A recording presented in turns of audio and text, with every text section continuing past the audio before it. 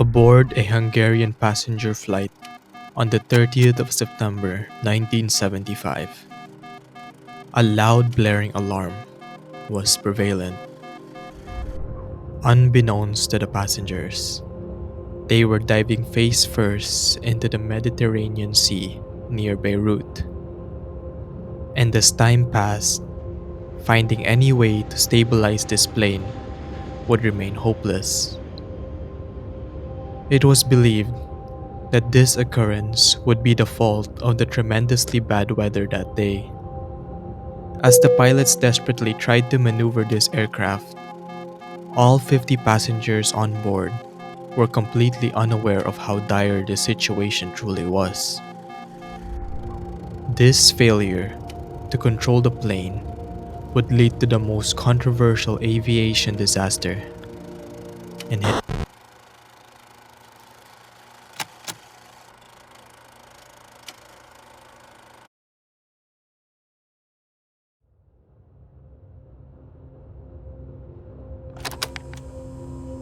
In the year 1975, Hungary would follow political repression, economic challenges, and a culture of secrecy.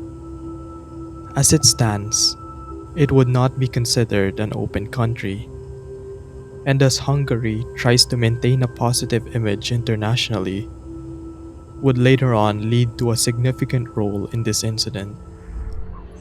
On the 30th of September, Malib Flight 240 was scheduled to depart from Budapest Ferihegy International Airport to Beirut International. This flight would have taken a little over 5 hours, but before departure, the flight had been delayed for 6 hours due to poor conditions at Beirut Airport, and there were also rumors of missing passengers. This would cause a hint of concern within those aboard. But finally, at 11:10 p.m., Flight 240 would finally take off.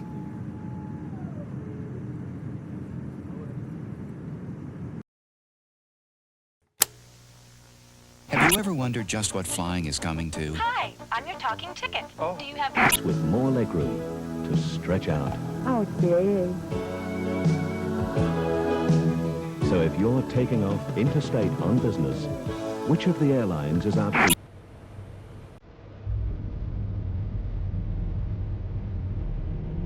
And as the plane took off, it was nothing but routine.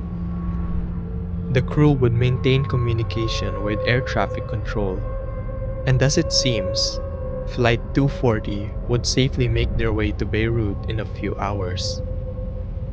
As the passengers look out their windows to a Budapest slowly fading, they sit back and get ready for a long 5 hours, looking forward to step into Beirut. At 2:40 a.m., the aircraft was cleared to land, but shortly after, they were told to turn back and enter a holding pattern due to congestion at the airport. At first, it didn't seem too severe. It was an obstacle, but it wasn't a big deal. However, only 5 minutes later, communication with Flight 240 was lost.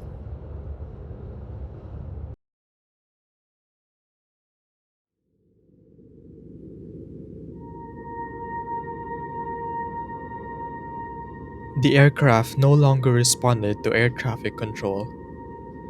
This was not a good sign, and as of the moment, anything could have happened to this plane. Concern grew more and more as time passed. Air traffic control would inevitably find themselves in quite a predicament. I mean, how can a plane seemingly vanish within the span of a few minutes?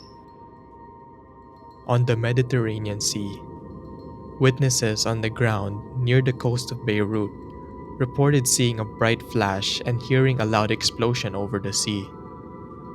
In the air, search and rescue team loomed over the shell of Flight 240. The remains of this aircraft were nearly unrecognizable. All pieces of debris scattered over the water. To say that the situation was grim is an understatement. All 60 passengers and crew on board that night had not survived. This incident was devastating, and the most frustrating aspect of all this is that almost all information on this case was classified, making the truth behind the crash ever more mysterious.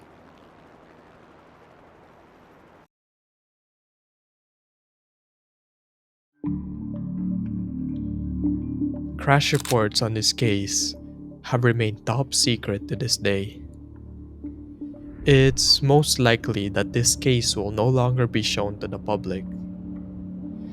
Planes have a cockpit voice recorder, and the flight data recorder from Maliv Flight 240 likely survived. But these recordings have been kept a secret to the public for almost 5 decades. The demise of this flight was caused by a phenomenon entirely unexpected and unknown. It's an irrefutable tragic incident in aviation history.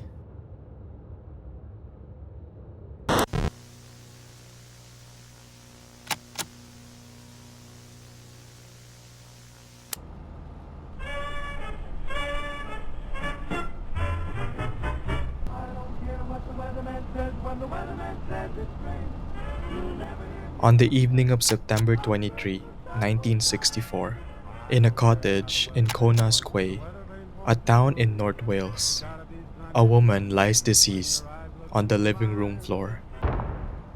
She has been here for nearly 3 days and is lying in a pool of her dried blood. Her throat is wide open and her head was battered in. Needless to say, this scene was absolutely sickening.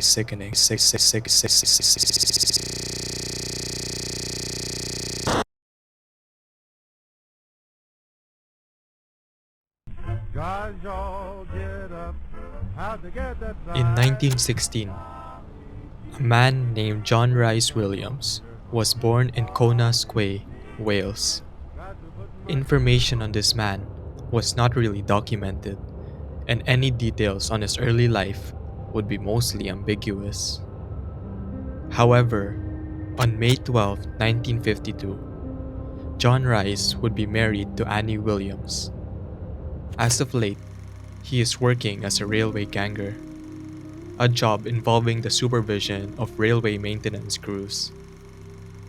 He would also often volunteer as a waiter at the British Legion Club in Shotton. Needless to say, he had an ordinary life. Not only did he have a stable job, but a loving wife who had supported him throughout. According to their neighbors, the couple's marriage appeared to be fruitful. At this point, nothing could go wrong.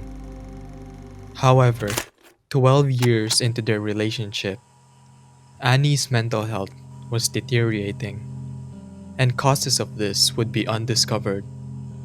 To couple with that, they had frequent arguments for months on end.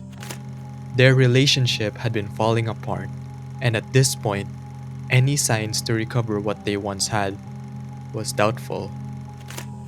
Whatever the reason may be, John Rice would only be able to take so much. At this point, he would meet his limit. It could be any day now. A ticking time bomb inevitably about to burst on any day.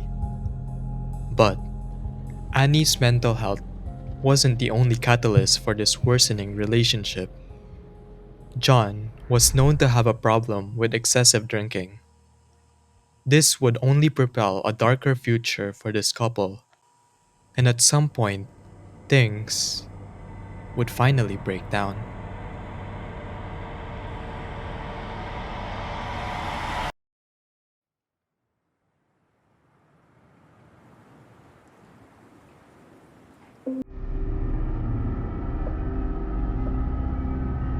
On the 23rd of September, 1964, police would discover the decapitated body of railway ganger John Ray Williams. Along with this disturbing scene, the police were left with an audio tape with a note saying, "Message inside."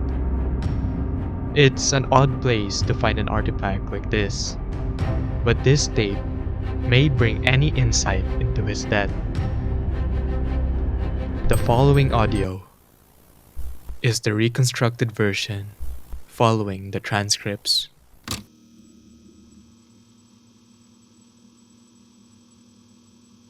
I was compelled to do this. I did not want her to go to the mental home. I am very sorry that this has happened, but I could not stick it no more. She had been playing hell. She had been awful over the last 3 or 4 months, and I could not stand arguing no more. So whoever it concerns, will you please play it back on the tape? Thank you very much. Ladies and gentlemen, I don't know what to say, but this is it. That's the lot. I came home on Sunday night off my work, and the wife came in and had a cup of tea, and the wife was running about banging doors. She came face to face to me with a knife in her hands, so we had a little bit of a struggle. I must have lost my head. This was Sunday night. Perhaps it would be about 12 o'clock. I'm talking to you just now. It is Tuesday night. I have been to work on Monday and Tuesday. I have been in a trance. I did not know what to do. I have been here, there, and everywhere, so now I am going to finish it off. This audio tape would contain the confession of John Ray Williams. He mentions putting down his own wife and her continuous mental struggles. This came to the point where they had a fight leading to Annie's death.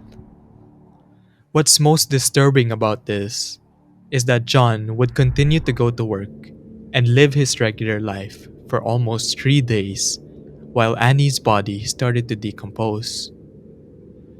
The police would break into the couple's house, and sure enough, the lifeless body of Annie Williams was found.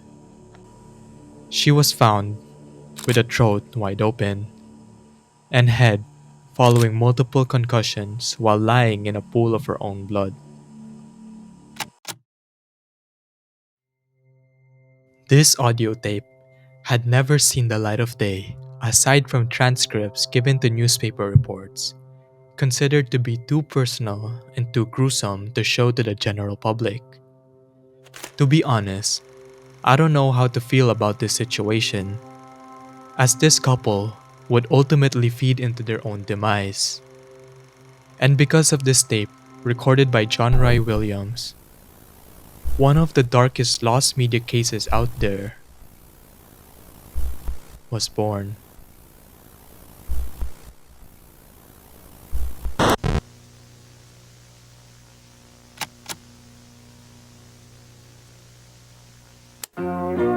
A message for kids' sake from Giant Eagle.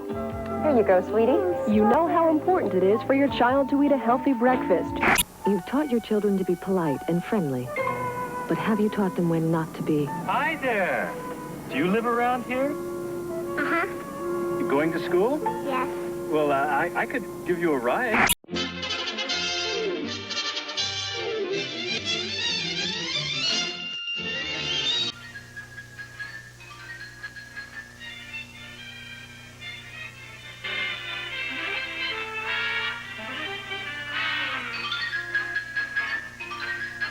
It's early morning, and 15-year-old Christine French was getting ready for school. On this day, nothing is awry.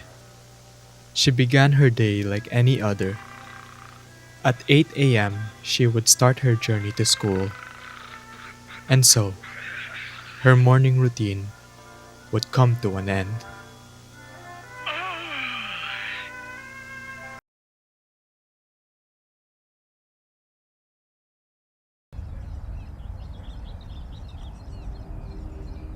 It's afternoon, and Christine French would be making her way back home. She was taking her usual route, a simple 12-minute walk back home. Only a few minutes later, she was seen being approached by a couple. They reportedly engaged in conversation before she ends up jumping into their car. Soon after, the couple would join her in the vehicle and it speeds off, never to be seen again. This interaction was the last time Christine French would be seen alive.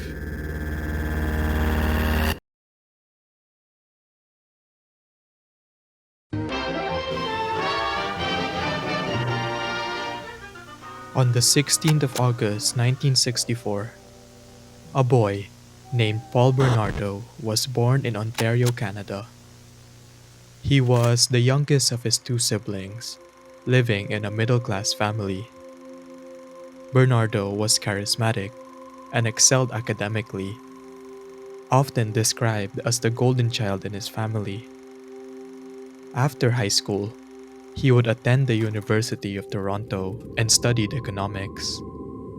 By all accounts, he was just a regular person, except for the fact that Paul Bernardo is a rapist and murderer.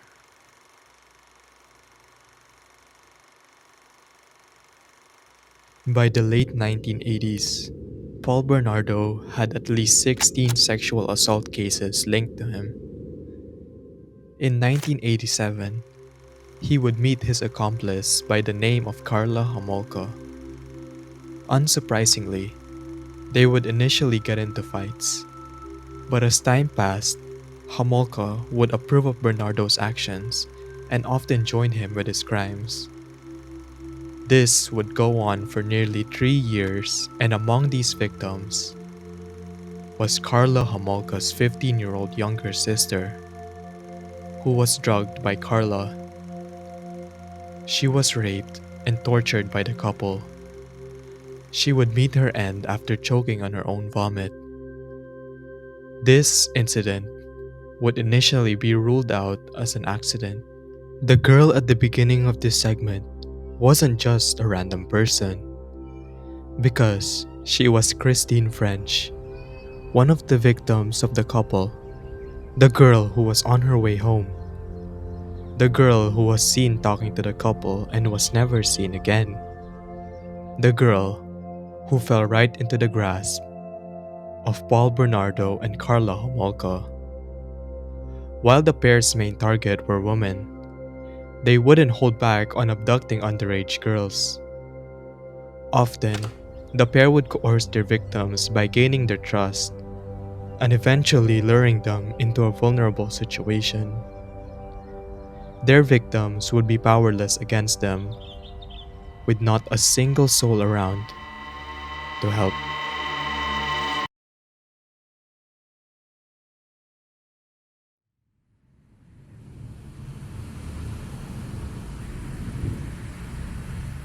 In January of 1993, police would discover evidence linking to Carla Homolka. Upon her arrest, she would cooperate with authorities and struck a plea deal in exchange for testifying against Paul Bernardo. In the following month, Paul Bernardo would be arrested using DNA evidence. A search warrant was launched on Bernardo, and police would end up finding videotapes containing the sexual assault of his victims. In total, there were 6 videotapes found in his house. These tapes were allegedly 3.5 hours long, documenting the crimes committed against their victims. These tapes would be shown in trial against Bernardo, and the proof was undeniable. They were both convicted with their crimes, with Paul Bernardo facing a lifetime in prison, while Carla Homolka faces 12 years. Today, Bernardo is still alive, serving his life sentence, while Carla Homolka walks free. The content on those VHS tapes were incredibly disturbing, to the point where authorities ruled no reason to keep them, and therefore thought it was best that they be destroyed. And any way to get a hold of them would be impossible. However, considering the content presumed to be on them, it's safe to say that some things are better off lost forever.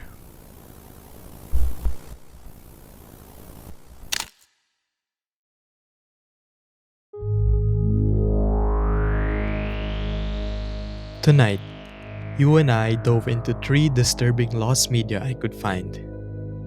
I have been working on this video for a little over 3 months at this point, and have restarted this project multiple times. And I'm glad that I have come to a point where I have been able to upload this video. We are nearing on 1,000 subscribers. Sincerely from the bottom of my heart, I thank you all for the support. And I know I said that these videos would be coming out sooner, but as I improve, it takes longer and longer to produce these types of videos. If you have any suggestions, anything at all, I recommend you to send me an email on joltsvideosuggestions@gmail.com. Thank you all for watching. I'll see you in the next one. Good night.